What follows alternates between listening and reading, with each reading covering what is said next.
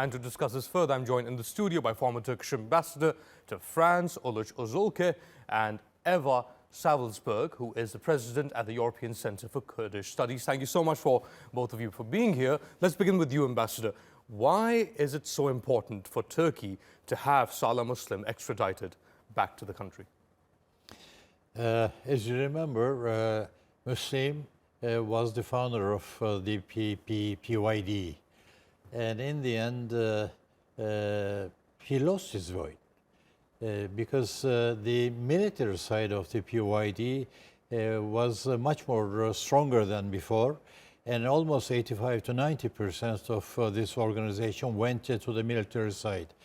And then after the organization went under the, how would I say, under the control of the PKK for a while. And now we're speaking of a united front, of a Kurdish front as such. But in the end, Muslim has lost a lot of his weight and in the same time of his prestige in the organization. And now he's working for the organization as a whole, but as a propaganda maker more than an active fighter on the front.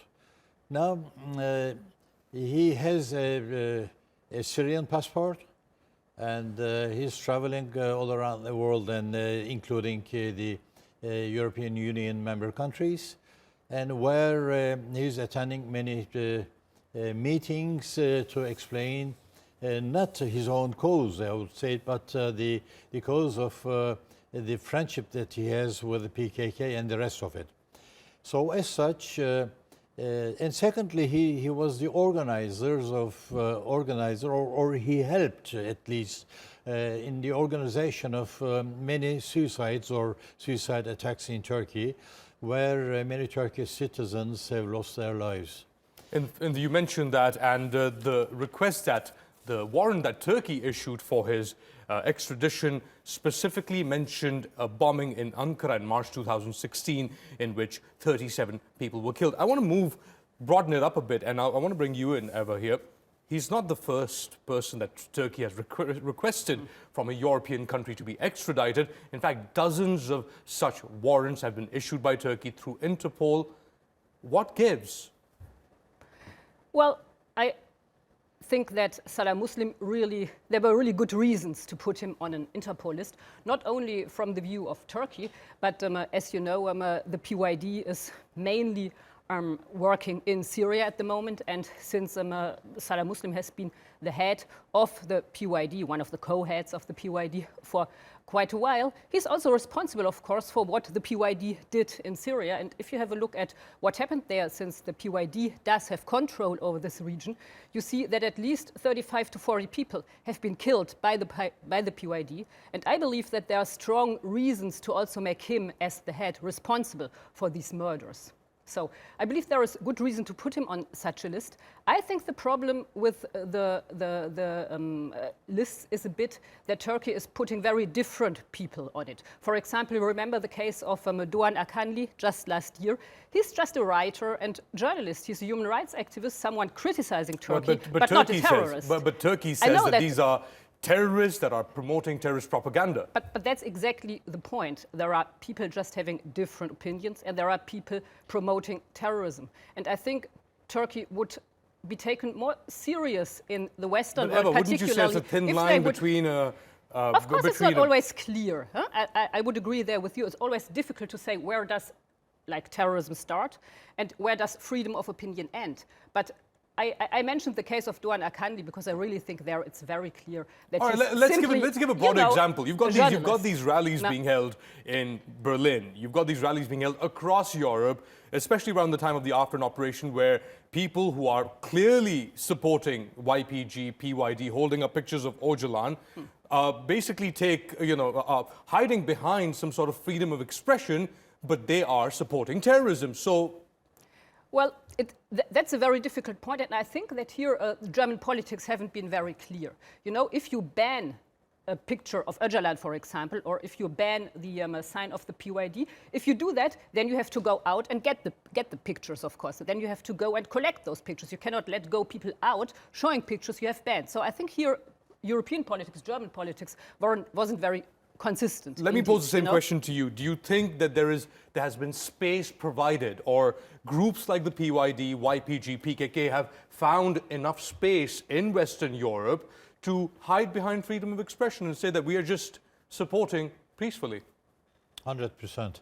I will give you some examples from what I personally lived in France. For example, there were at the time there were 3 persons. We were after them with the red, whatever you call it. I mean, the Interpol was included in the game. And then what happened? I knew from my own intelligence that they would be meeting somewhere, and that I was informing the French authorities that they would be there and that they should be caught in accordance with the Interpol demand, etc. What happened? They were simply going there and telling them that the Turks were informed about the meeting. So the meeting was not taking place, and in the end, all of a sudden, I was receiving another note saying that the information was wrong and that there was nobody, etc. But just to clarify for our viewers, Turkey has, and Ankara has been very clear in the people that it is after. For example, you've got people like Jamil Bayek, who is in the Kandil Mountains, and he's accused of orchestrating and perpetrating attacks on Turkish soil. You've got Murat Karayalan, who's also hiding out in the Kandil Mountains. Salih Muslum, as we saw last week, in the Czech Republic, in Europe, other leaders there as well. So Turkey has been making efforts, trying to get its position across, but there is a disconnect, as you were saying, Eva. Yes, well, I think one other problem is that, and here I probably agree with you, one problem is that Europe and also Germany sometimes doesn't take Turkey's request serious, because Germany simply doesn't have a PKK problem as Turkey has, you know? Well, but we've seen terror financing, where the PKK has, is using transit routes across the Middle East by Turkey. What I want to say is, this is nothing which really affects life in Germany, you know? If we would have like 2 or 3 attacks by PKK in Germany, the position would be totally different, of course, but we don't have them. Well, the German intelligence, internal intelligence agency, for example, came out with this massive report a year or so ago, in which they categorically say that the PKK is raising funds. In fact, they're operating. Everybody knows. I mean, that's clear. They're operating training facilities in Switzerland. Well, there are also training facilities in Turkey, just to mention, you know. But the point is, as long as the PKK only collects the money among Kurdish people in Germany, or Turkish people in Syria, however you want to call it.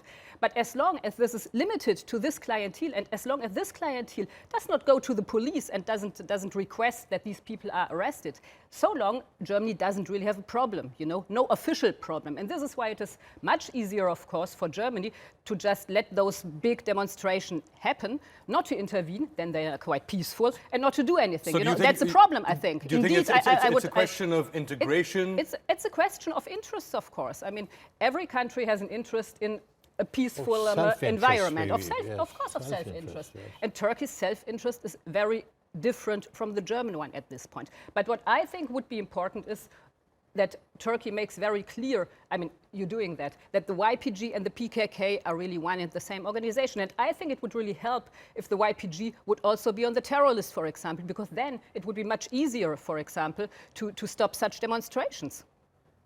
Ambassador Ozulke, Eva, thank you so much.